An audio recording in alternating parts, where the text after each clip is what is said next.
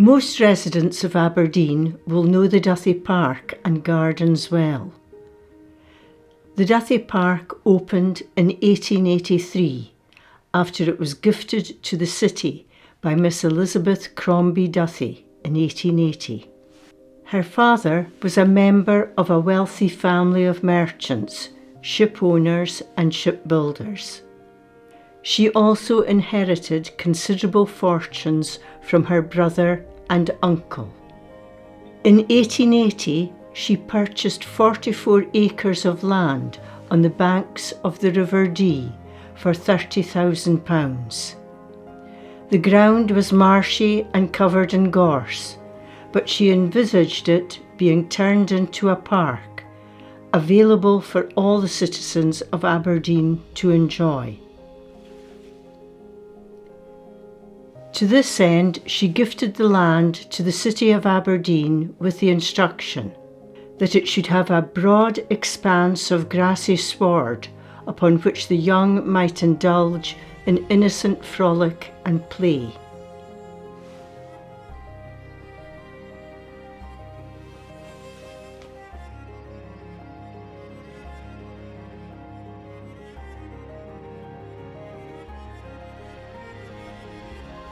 Today, not many visitors to the park will be aware that just over the eastern fence is a relic from the steam age.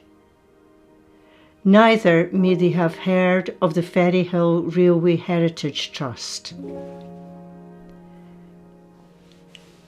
The trust was established in 2007 to transform the former FERRYHILL locomotive depot into a working railway heritage site for the northeast of Scotland. A new path running just above the children's play area takes you to a gate into the FERRYHILL Railway Heritage Trust site located in the former locomotive depot.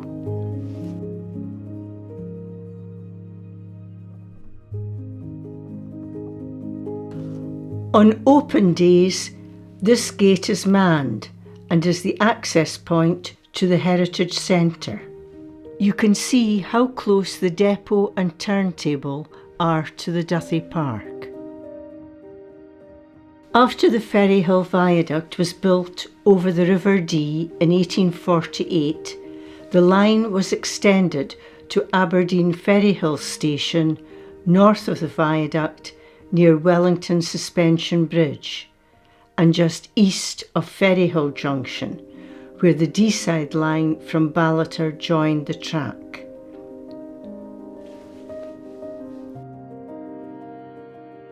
On the 1st of April 1850, public services started on the Caledonian line to Perth and the south.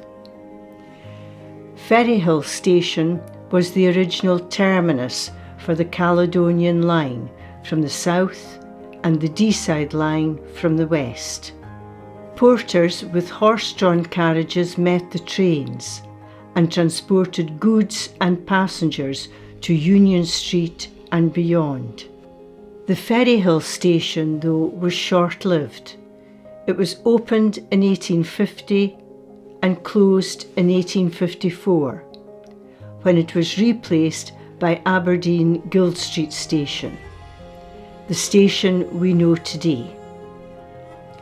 A few years later, in 1863, a train turntable was built at the locomotive depot, which was situated west of the now closed Ferryhill station, near to what would later become the Duthie Park. The Heritage Trust's jewel in the crown is the steam engine turntable. A steam engine turntable is a circular platform that is used to turn steam locomotives around so that they can travel in the opposite direction. The turntable at FERRYHILL in Aberdeen is a Ransoms and Rapier turntable that was built in 1863. It is 70 feet in diameter and can accommodate steam locomotives weighing up to 97 tonnes. The turntable was restored by volunteers from the FERRYHILL Railway Heritage Trust in 2015 and is now used to turn steam locomotives that visit the site. Modern diesel and electric locomotives do not need to be turned around, so this turntable in use is a rare sight. Recently, several steam locomotives have used the turntable. These include the Union of South Africa, the Flying Scotsman, Tornado, and Leander. It's difficult to describe the sequence of events required to turn a steam train, but perhaps this simple animation may help.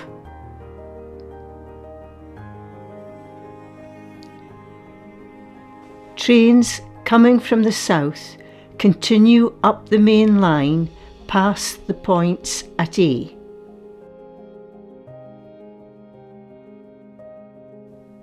The points are then changed to allow access to the track leading to the turntable. The points at B direct the reversing train onto the loop siding. The locomotive is decoupled from the carriages.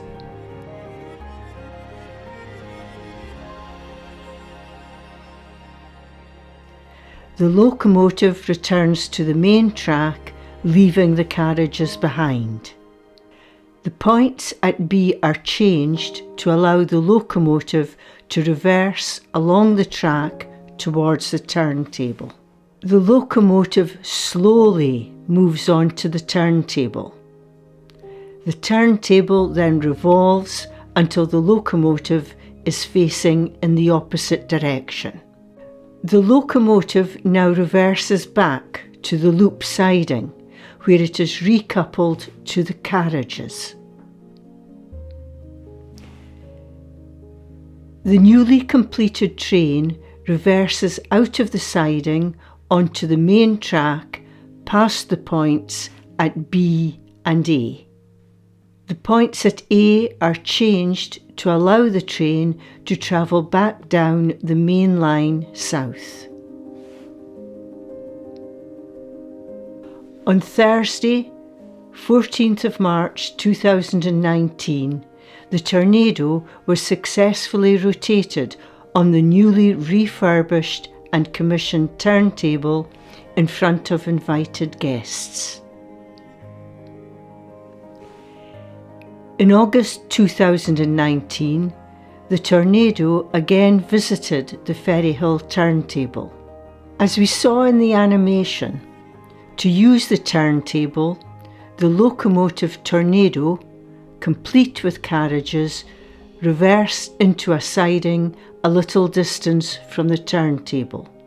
It uncoupled its carriages and then, after leaving them behind, moved forward past the points, which were then switched to allow the locomotive to reverse onto the track to the turntable. This is the locomotive Union of South Africa on the track to the turntable when it visited FERRYHILL on the 5th of May 2019. Here it is, passing the carriages it has just left on the loop siding. The Union of South Africa was the second steam locomotive to use the renovated turntable.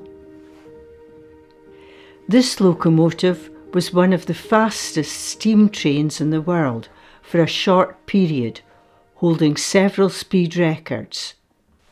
Rather more sedately, I'm sure, it was also used on several occasions to pull the royal train. Here, on another Heritage Trust open day, is the locomotive Leander. also designated the Aberdonian, arriving at the depot to be welcomed by an enthusiastic crowd. Before using the turntable, the locomotive is restocked with coal for its return journey south. Today, this seems a slow and laborious operation. I'm sure when the trains were running to a timetable, this would have been much slicker. However, while we leave the guys coaling up, let me digress and tell you about the original Leander. In Greek mythology, Leander was a Greek hero. He was infatuated with a priestess named Hero. Unfortunately for Leander, she lived in a tower in Sestus, on the other side of the Hellespont. Hero didn't discourage Leander's attention. Each evening she lit a lamp to guide him as he swam across to the western shore of the strait. One night in a storm, her lamp fell over and went out, leaving him without his guiding light. He drowned and his body was washed up at the foot of the tower. Hero was unable to live without her lover.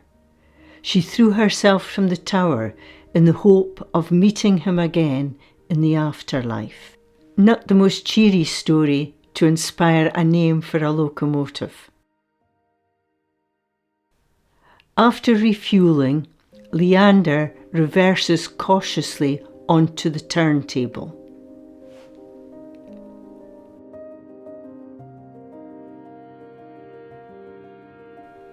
Now the heavy work begins as the Heritage Trust volunteers begin the process of cranking the table mechanism to start the table moving.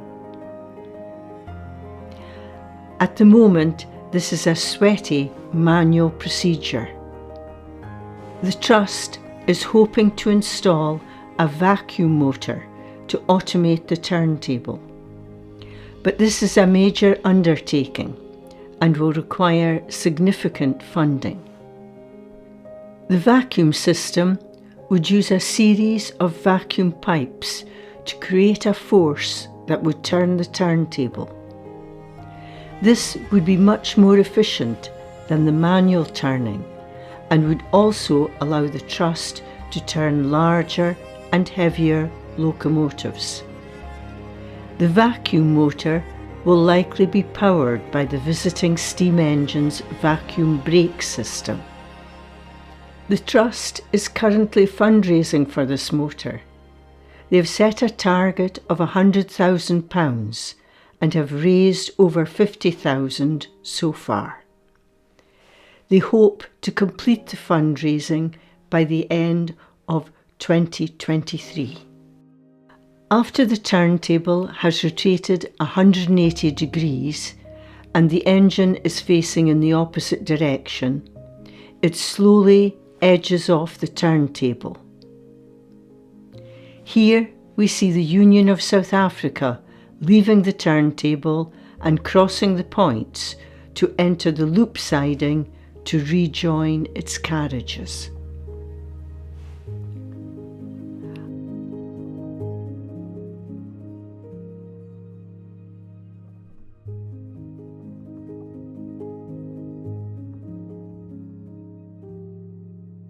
After the carriages and locomotive are recoupled, the train shunts back to rejoin the main south line.